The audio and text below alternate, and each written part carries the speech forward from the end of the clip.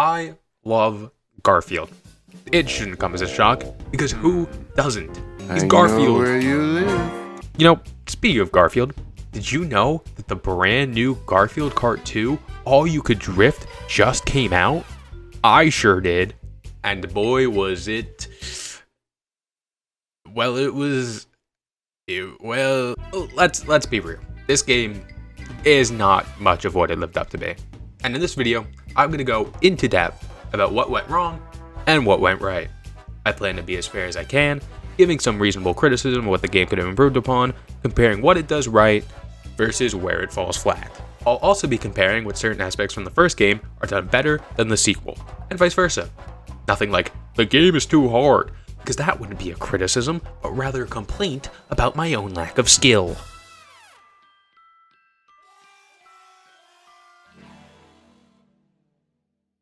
Now, before we get into the actual game portion, let's start off with one small, tiny, ever so minuscule complaint I have that you may have noticed quickly after launching the game for the first time. There's no volume slider, just at all. They've got your average graphic settings, brightness, language, but no sound.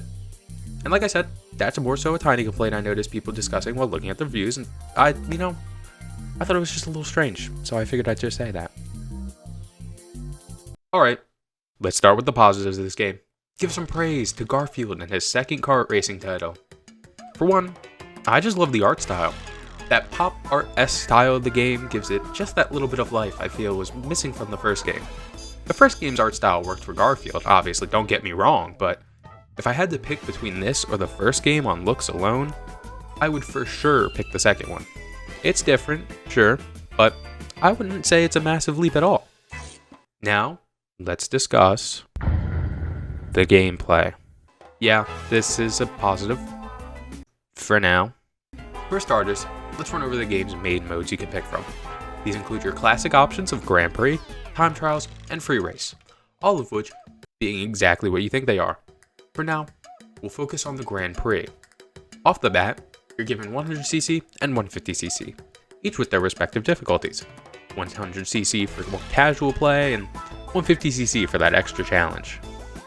I could say that I appreciate that aspect of the game staying unchanged from the first, not feeling the need to change the NPC difficulty to make anything easier, because, quite frankly, I do enjoy the challenge. Because while the main difference is the speed, there is definitely a noticeable increase in the NPC's difficulty as well, and if you played the games, you would know that too. And while more difficult, it still gives the game that extra bit of challenge it needs while still being beatable. However, as I'll talk more about later, I am going to emphasize the still being beatable part of that sentence. As stated before, Time Trials and Free Race are exactly what you think they are, so other than their inclusion, there isn't much to say about those two respectively that couldn't be said about Grand Prix, hence the focus on that one in regards to the other two. Additionally, one thing that All You Can Drift does better than Furious Racing, overall, is the physics. And I say this with love, because I absolutely love the first game, but when it came to the physics of the first game, it had its issues at times. Nothing that makes the game unfun, per se, because, to be honest, sometimes the physics provided for some insanely funny moments.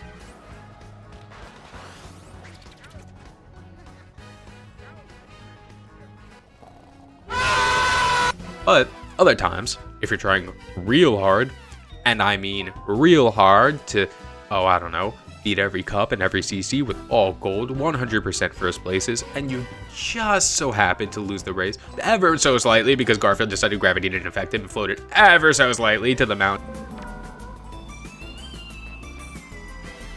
Oh wow, would you look at that? Like I said though, from the point of view of an unbiased source looking for improvements, the physics would be considered an improvement. And additionally, while I'm here, I realized that while playing Furious Racing again, as much as I, personally, wasn't a fan of how the extra start boost was done for this game, it beats Furious Racing. Because that one is just straight up guessing. I'm sure there's a specific method to it, but just the no animation to go with it just always throws me off. I didn't even remember it existed until I clicked it trying something and realized that I got an extra boost and went, oh, wasn't that funny? So, yeah, it's an improvement. Before we continue, we are legally obligated to take a short commercial break. This video is sponsored by the hit 2007 animated Garfield movie, Garfield Gets Real. And now, a quick word from our sponsors. Oh man, the early bird gets the worm. Oh, what the hell? That was weird. Did you guys see that? And now, back to the show! Yeah, not actually many positives I could write that didn't just come with a negative. So now I'm gonna be honest. This part might be a little bit longer than the positives, dare I say. I have done research for this part. I have read every single review, all 144 of them, and I've taken the most common criticisms and dissatisfactions with the game into account for this portion. So besides there not being a volume slider, there have been a lot of different criticisms I wasn't even aware of until reading these. So let's start with a few of those, shall we?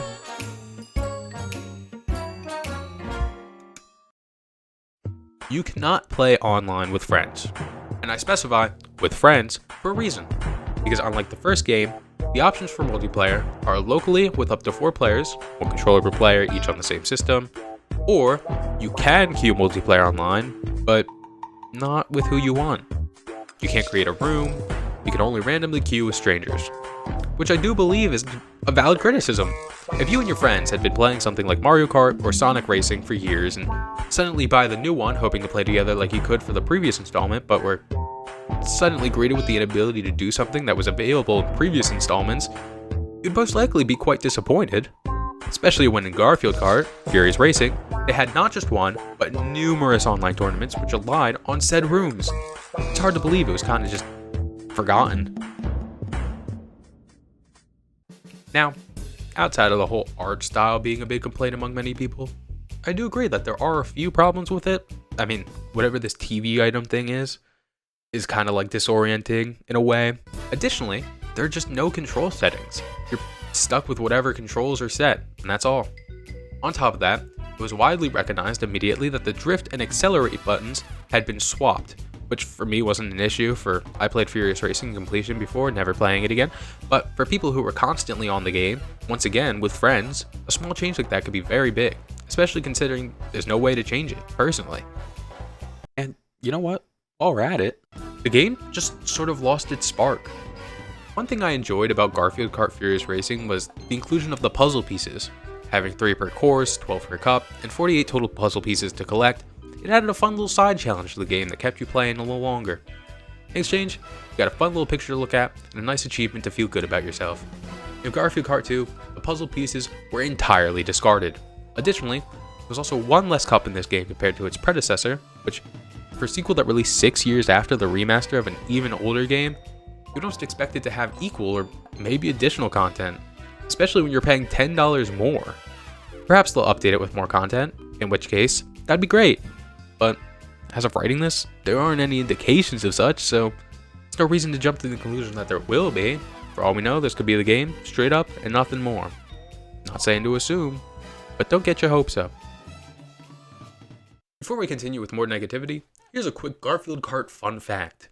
Did you know that almost every song used for the tracks in Garfield Kart Furious Racing had also been used in the hit 2009 animated TV series The Garfield Show?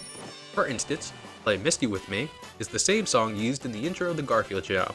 The other tracks, such as the Sneak a Peek, Country Bumpkin / Mystery Temple, City Slicker and Valley of the Kings, and so many more all appear in the hit 2009 animated TV series The Garfield Show at some point, and were reused for the tracks for Furious Racing, which really fits with the cartoony vibe of the game overall. That's all for fun facts. Back to your regularly scheduled criticism. Thank you for that fun fact to me. Anyways, this one may be a personal complaint of mine, for maybe I was just unlucky, but something about the item balancing didn't feel like it was all there for me. There are literal clips in here of me getting blue bowled twice back to back, immediately followed by a bunch of red bowls. Did I still win the race? Yeah. Did it feel almost unfair just because I was a bit more ahead than the other racers? A little bit. Now, credit where credit's due. I would not find it fun if I was running ahead with the race and didn't have any challenge at all. But with how long it takes for the stun to wear out, sometimes the unnecessary back-to-back item spam is just a bit much, dare I say. I'm gonna be so real with you, gang. This one hit me the hardest for sure. Let's take it back to the emphasis I put on the part about the game still being beatable. Because when I tell you that Garfield Kart Furious Racing took me roughly 4 to 6 hours to beat, not including achievements, or puzzle pieces, or cosmetics, etc. Just pure completion of both 100cc and 150cc. It's a bit insane that the second game could be beaten in less than 2 hours. That means you have time to play the game, quite possibly finish both 100cc and 150cc, due to the fact that you only need 3-star all 3 cups in 150cc for it to count for both modes, and then quit and get your money back free of charge. Now, if you're a completionist, obviously it may take you a little longer, maybe not much longer, for there really isn't much to complete other than mirror mode, cosmetics, and achievements. However, even those are kind of cheap and stretched out. The first game had the puzzle pieces you had to go out of your way to get, adding that extra fun little challenge to keep you playing longer. Now it's just hit opponents with blank items a certain amount of times. And to me that just feels boring, honestly. I wanted to save this point for last, but this one also kind of ties into the next one, which is that the game, it tries too hard to be Mario Kart. It's obvious. 3 new items were added in this game that weren't in the other, and a few items got cut from the first one to the second. Those 3 new items are a green, a red, and a blue bowl. The green bowl will hit anything in front of it with no target, the red bowl will target whoever is in front of you, and the blue bowl aims for the first place player, acting as it's a blue shell from Mario Kart. There's no other way to describe it. Drifting now has 3 colors, each giving slightly more speed than the last, just like Mario Kart, bit of an iffy, but each course has a race at the end of it, quite literally a smaller course that loops quite easily in last rate. Man, where's the variety? Furious Racing was unique because it was a racing game centered around Garfield. Now it's more like a Mario Kart game featuring Garfield. We lost some really creative items during the transition to all you can drift, like the magic wand, which if it hits the person in front of you will literally swap places with them, as well as my personal favorite, the UFOs, which will race ahead in front of the first place and begin flashing through red and green before randomly selecting one as the safe UFO. And if you don't pass through the one that's indicated by the green ray, it picks you up as a means to slow you down, which I think is a great idea. And we lost that in exchange for the blue bowl. A few other items include the diamond bell, the spring, and the perfume. A bomb item, a jump item, and a shield item in that order. And yes, I know the homing pie and regular pie bomb both share the same mechanic as the red and green shell from Mario Kart anyways, but at the very least, it didn't feel extremely obvious.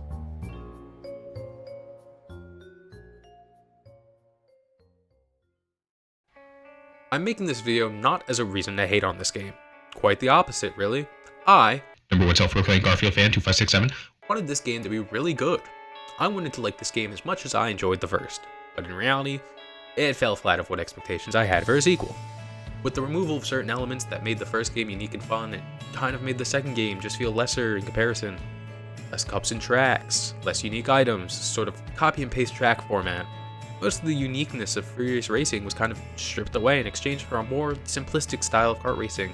But in exchange, it only made it less of what Garfield Kart originally was and more the same of what every other kart racing game is. And yeah, maybe it sounds stupid to be upset that the kart racing game is a kart racing game, but while Garfield Kart Furious Racing was a kart racing game, it at least had unique features that caused it to stand out from the rest. By removing those features, it only causes what was supposed to be a step up to blend in with the rest. So take this as a lesson from your good pal Garfield fan 2567. There's never anything wrong with trying something new, but when you try too hard to be like everybody else, you begin to lose what makes you interesting. Thank you for watching. If you did enjoy, please go play Garfield Kart Furious Racing for yourself. Good night.